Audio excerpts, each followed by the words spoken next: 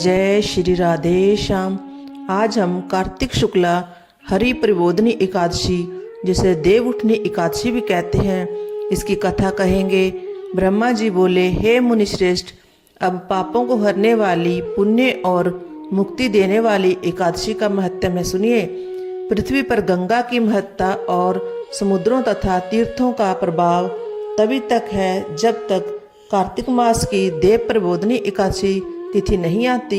मनुष्य को जो फल 1000 अश्वमेध और 100 राजसूय यज्ञों से मिलता है, वही देव प्रबोधनी एकादशी के व्रत से मिलता है। तब नारद जी ने पूछा कि हे पिता, एक समय भोजन करने, रात्रि को भोजन करने तथा सारे दिन उपवास करने से क्या फल मिलता है, सो आप विस्तार पूर्वक मुझसे समझाइए। ब्रह्मा जी बोले कि हे पुत्र, एक बार भोजन करने से 1 जन्म और रात्रि को भोजन करने से 2 जन्म तथा पूरा दिन उपवास करने से 7 जन्मों के पाप नष्ट होते हैं। जो वस्तु त्रिलोकी में ना मिल सके और दिखाई ना दे सके, वह हरि प्रबोधनी एकादशी से प्राप्त हो सकती है। मेरु और मंदराचल के समान भारी पाप भी नष्ट हो जाते हैं तथा अनेक जन्म से किए हुए पाप समूह क्षण में भस्म हो जाते हैं। जैसे रुई के बड़े भारी ढेर को अग्नि की छोटी सी चिंगारी भस्म कर देती है, वैसे ही विधि पूर्वक थोड़ा सा पुण्य कर्म अनंत फल देता है। परंतु विधि रहित चाहे अधिक किया जाए तो भी उसका फल नहीं मिलता। संध्या ना करने वाले नास्तिक, वेद निंदक, धर्मशास्त्र को दूषित करने वाले मूर्ख, दूसरे की स्त्री का अपहरण करने वाले, पाप कर्मों में सदैव लगे रहने वाले, धोखा देने वाले, ब्राह्मण अथवा शूद्र पर स्त्री गमन करने वाले तथा ब्राह्मणी से भोग करने वाले, ये सब चंडाल के समान हैं। जो विधवा अथवा सधवा ब्राह्मणी से भोग करते हैं, वे अपने कुल को नष्ट कर देते हैं, पर स्त्रीगामी के संतान नहीं होती और उसके पूर्व जन्म के संचित सब अच्छे कर्म नष्ट हो जाते हैं। जो गुरु और ब्राह्मणों से अहंकार युक्त बात करता है, वह भी धन और संतान से हीन होता है। भ्रष्टाचार करने वाला, चंडाली से भोग करने वाला, दुष्ट की सेवा करने वाला और जो नीच मनुष्य की सेवा करता है, वह संगति करता है, वह सब पाप हरि प्रबोधनी के व्रत से नष्ट हो जाते हैं। जो मनुष्य अपने अपने मन में हरि प्रबोधनी एकादशी के व्रत को करने का संकल्प मात्र करते हैं, उनके 100 जन्मों के पाप नष्ट हो जाते हैं। और जो रात्रि को जागरण करते हैं, उनकी आने वाली 10,000 पीढ़ियाँ स्वर्ग में जाती हैं। नरक के दुखों से छूटकर प्रसन्नता के साथ सुसज्जित होकर वह विष्णु लोक को जाते हैं। ब्रह्म हत्या आदि महान पाप भी इस व्रत के प्रभाव से नष्ट हो जाते हैं। जो फल समस्त तीर्थों में स्नान करने से, गौ, स्वर्ण और भूमि का दान करने से होता है, वही फल इस एकादशी की रात्रि को जागरण करने से मिलता है। हे मुनि, इस संसार में उसी मनुष्य का जन्म सफल है जिसने हरि प्रबोधनी एकादशी का व्रत किया है। इस संसार में जितने भी तीर्थ हैं, उन सब के स्नान दान आदि का फल इस व्रत से मिलता है। अतः और सब कर्मों को त्याग कर भगवान के प्रसन्नार्थ कार्तिक शुक्ला हरि प्रबोधनी का व्रत करना चाहिए। वही ज्ञानी, तपस्वी तथा जितेंद्रिय है और उसी को भोग तथा मोक्ष प्राप्त होता है, जिसने हरि प्रबोधनी एकादशी का व्रत किया है। यह विष्णु को अत्यंत प्रिय, मोक्ष के द्वार को बताने वाली तथा उसके तत्व का ज्ञान देने वाली है। जिसने एक बार भी इसका व्रत किया, वह मोक्ष का अधिकारी हो जाता है। मन, क्रम, वचन तीनों प्रकार के पाप इस रात्रि को केवल जागरण करने से नष्ट हो जाते हैं। हरि प्रबोधनी के दिन जो भगवान विष्णु के प्रसन्नार्थ स्नान, दान, तप व यज्ञादि करते हैं, वे अक्षय पुण्य को प्राप्त होते हैं। हरि प्रबोधनी एकादशी के दिन व्रत करने से मनुष्य के बाल, यौवन और वृद्धावस्था में किए गए समस्त पाप नष्ट हो जाते हैं। इस एकादशी को रात्रि में जागरण का फल चंद्र सूर्य ग्रहण के समय स्नान करने से 1000 गुना अधिक होता है। अन्य कोई भी पुण्य इसके सामने व्यर्थ है। जो मनुष्य हरि प्रबोधनी का व्रत नहीं करते, उनके सब पुण्य व्यर्थ हैं। अतः हे नारद, तुमको भी विधि पूर्वक जतन के साथ इस व्रत को करना चाहिए। जो कार्तिक मास में धर्मपरायण होकर अन्न नहीं खाते हैं उन्हें चंद्रायण व्रत का फल प्राप्त होता है। कार्तिक मास में भगवान दान आदि से इतने प्रसन्न नहीं होते जितने के शास्त्रों की कथाओं के सुनने से होते हैं। कार्तिक मास में जो भगवान विष्णु की कथा का एक या आधा श्लोक भी पढ़ते, सुनते या सुनाते हैं उनको 100 गायों के दान का फल मिलता है। अतः अन्य सब कर्मों को छोड़कर कार्तिक मास में मेरे सन्मुख बैठकर मेरी कथा पढ़नी या सुननी चाहिए। जो कल्याण के लिए कार्तिक मास में हरि कथा कहते हैं वह सारे कुटुंब का क्षण मात्र में उद्धार कर देते हैं। शास्त्रों की कथा कहने और सुनने से 10,000 यज्ञों का फल मिलता है, साथ ही उनके सब पाप भस्म हो जाते हैं। जो नियम पूर्वक हरि कथा सुनते हैं वे 1000 गौदान का फल पाते हैं। विष्णु के जागने के दिन जो भगवान की कथा सुनते हैं वह 7 द्वीपों समेत पृथ्वी के दान करने का फल पाते हैं।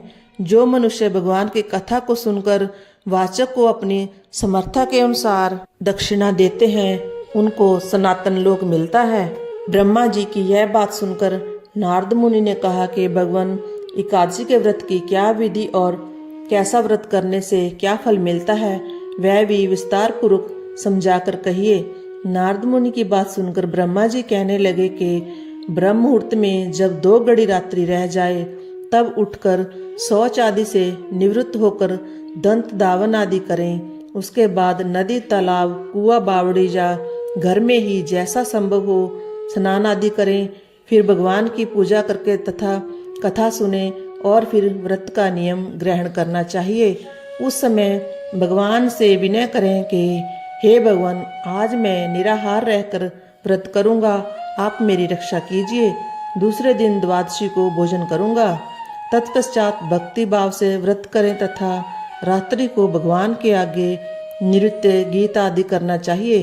प्रबोधनी एकादशी को कृपणता को त्याग कर बहुत से पुष्प, फल, अगर धूप आदि से भगवान को अर्घ्य देवें। इसका समस्त तीर्थों से करोड़ गुना फल होता है।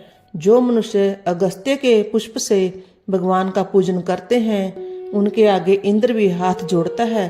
तपस्या करके संतुष्ट होने पर हरि भगवान को जो नहीं करते वह अगस्त्य के पुष्पों से भगवान को अलंकृत करने से करते हैं। जो कार्तिक मास में बेलपत्र से भगवान की पूजा करते हैं वे मुक्ति को प्राप्त होते हैं। कार्तिक मास में जो तुलसी से भगवान का पूजन करते हैं उनके 10,000 जन्मों के पाप नष्ट हो जाते हैं। तुलसी दर्शन करने, स्पर्श करने, कथा कहने, नमस्कार करने, स्तुति करने, तुलसी रोपण, जल से सींचने और प्रतिदिन पूजन सेवा आदि करने से 1000 करोड़ युग पर्यंत विष्णु लोक में निवास करते हैं।